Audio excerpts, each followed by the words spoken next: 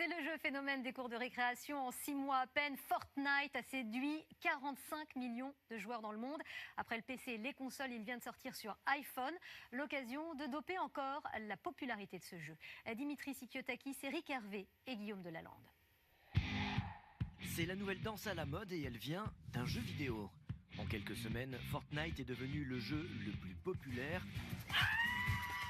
118 millions d'heures de jeu sur la plateforme vidéo Twitch le mois dernier, très loin devant les anciennes stars League of Legends et PlayerUnknown's Battleground. Ce qui est bien, c'est que ça change aussi par rapport aux jeux qu'ils nous proposaient avant.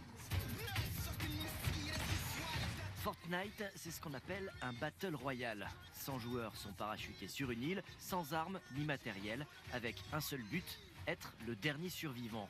Il faut se débrouiller avec ce que l'on trouve seul ou en équipe. Il n'y a pas que du combat, on peut aussi construire quelques protections, des murs ou des échelles ou des choses comme ça, qui donnent ce côté un petit peu créatif. On se bat, certes, mais il y a un côté très cartoonesque dans les graphismes qui donne un côté bon enfant. Un côté cartoon et loufoque qu'on retrouve dans les danses improbables des personnages. Devenues virales sur le net, elles ont aussi séduit les sportifs. Hier soir encore, Antoine Griezmann a célébré son but avec une danse tirée du jeu. Un phénomène parti pour durer.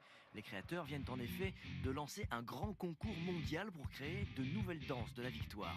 Ouais, c'est addictif, c'est addictif. On finit premier une fois, on allait finir premier à chaque fois, du coup on continue, et voilà. Il suffit d'un clic pour recommencer une partie contre une centaine d'autres joueurs en ligne. Les parties s'enchaînent très vite, trop parfois. Le jeu est ainsi interdit dans certains lycées américains et un professeur, joueur lui-même, a convaincu les créateurs de diffuser ce message appelant à ne pas jouer en classe. Si le jeu est gratuit à télécharger, on peut acheter de nouveaux costumes pour son personnage.